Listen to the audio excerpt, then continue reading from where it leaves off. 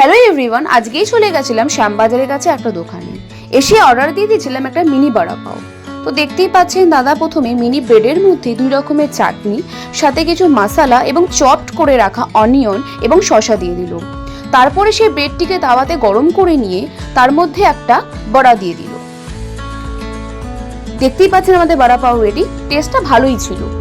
এর সাথে সাথে আমরা অর্ডার দিয়ে দিয়েছিলাম সিঙ্গাড়া চাট, নিউ আইটেম বলতে পারি।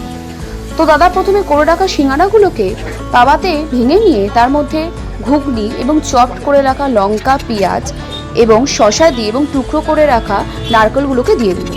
তারপরে লাস্টে তার মধ্যে কিছু চাটনি এবং মশলা দিয়ে সাথে ওপর দিয়ে দই দিয়ে আমাদের সার্ভ করলো।